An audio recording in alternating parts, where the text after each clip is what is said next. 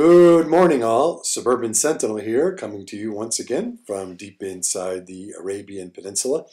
And welcome back to our little mini-series on gold.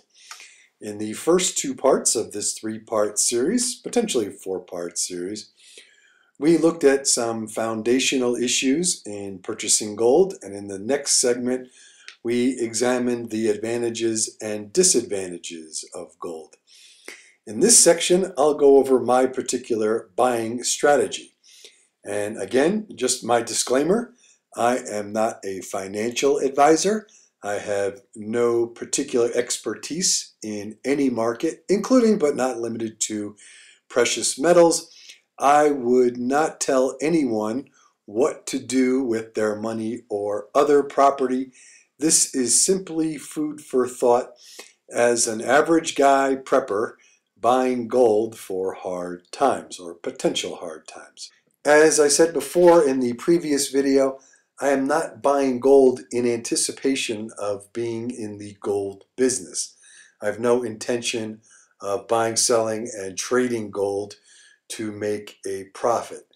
Similarly, I am not using gold as an investment vehicle. I do not anticipate on increasing wealth through holding gold reserves.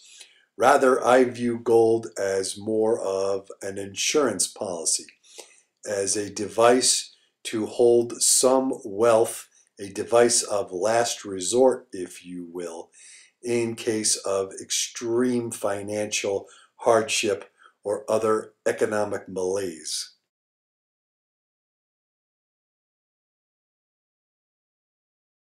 The first part of my strategy is I'm not going to so much worry about the price of gold week to week, month to month, year to year. What I plan on doing is setting a gold purchasing budget in dollars and spending that amount of money every month and buying however much gold I can get for those dollars month in and month out. This is a fairly popular strategy in buying securities. Some of you have probably heard of it, called dollar cost averaging. Why would someone ignore the prevailing price of an expensive commodity they're buying all the time? Well, for me, and again, this is just for my circumstances, I am more concerned about the future availability of whatever wealth can be retained within that gold rather than the current purchase price. Again, I look at gold as more of a prepping item.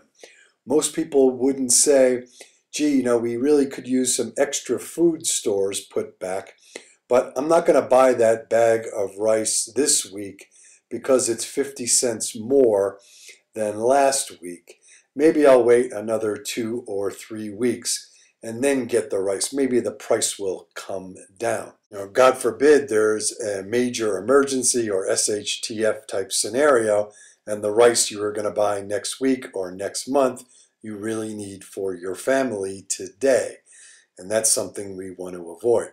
The 50 cents isn't going to make much difference in the grand scheme of things. This kind of reminds me of a funny story. Decades ago, I was working full-time and going to school at night. And one of my colleagues at work was going to school with me, and we used to carpool in. And here's a hard-working guy. We were much, much younger. He had a young family, wife and I think 2 kids. And he worked really hard. We got into the office at 6:30 in the morning, worked till about 5 o'clock in the afternoon, then went to school till 11 o'clock at night.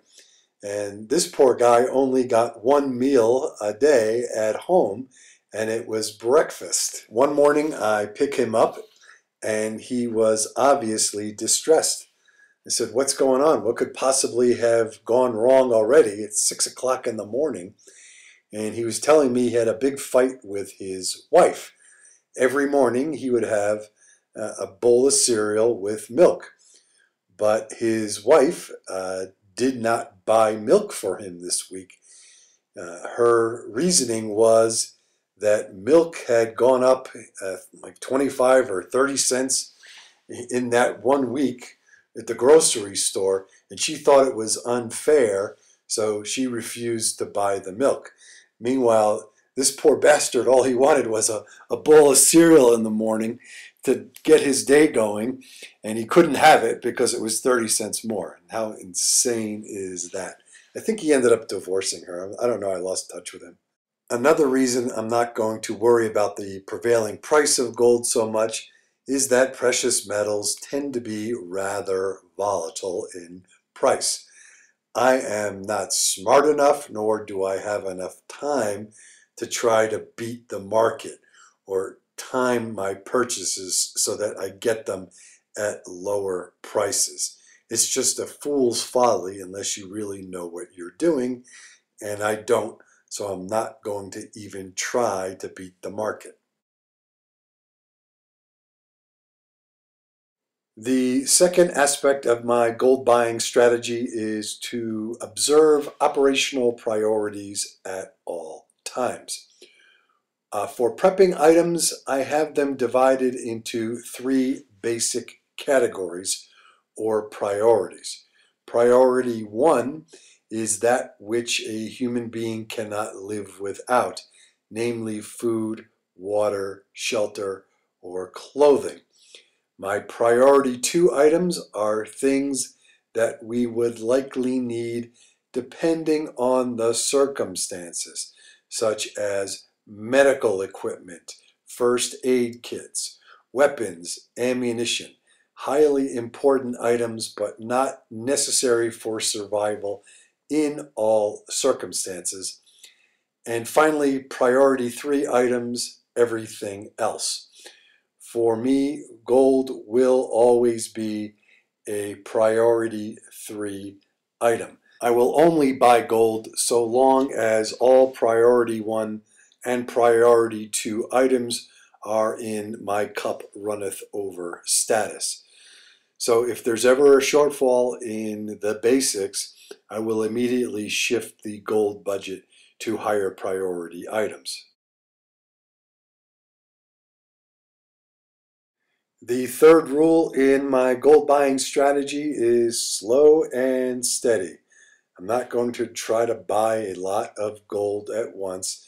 And again, I'm not going to look at the price. I'm sure the price will change over time, and that's okay. Every month, I want to buy a little bit of gold. I'm certainly not going to go out and buy a 1 kilogram bar. First, it's pretty risky to go out and buy something that costs tens of thousands of dollars in one shot, especially if you're not an expert in that marketplace. Also, I want my gold in smaller increments.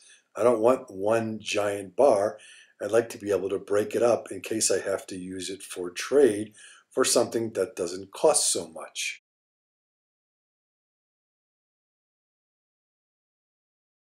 The final component of my gold buying strategy is avoid getting burned by fakes. There is a lot of fake gold out there coming from China, Israel, and other places. These rather unscrupulous characters have some pretty creative ways of making fake gold or by plugging real gold with other materials such as tungsten. Now, I know you can buy a variety of test kits to help determine if you have real gold or fake gold or real gold that has been plugged.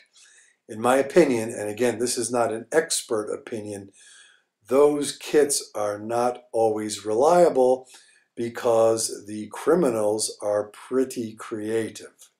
My strategy for avoiding the fake stuff is twofold. First and foremost, buy from a reputable dealer.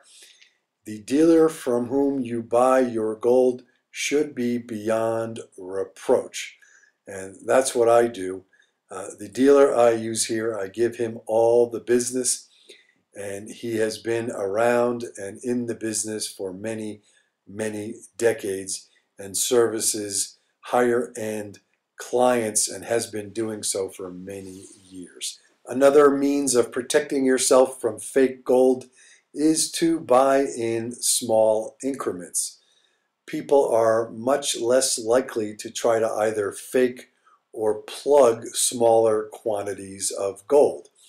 It just makes economic sense. Just like with counterfeiting, it wouldn't make sense to try to counterfeit $1 or $5 bills when you can counterfeit 20s or potentially counterfeit 20s.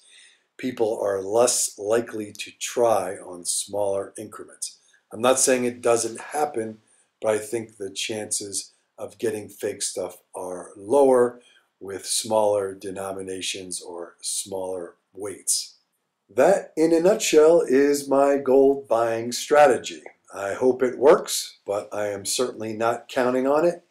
In point of fact, I want to keep somewhere south of 10% of all our assets in precious metals or unconventional type investments of that nature. So if gold becomes worthless for whatever reason, I don't think it will, but if it does, it will not be the end of my world. And that's all I have to say about gold at present. Thanks for watching. This is the Suburban Sentinel. Please thumbs up and subscribe if you like what you see. Questions, enlightening comments, and differing opinions are always welcome. Prep and be safe, everybody.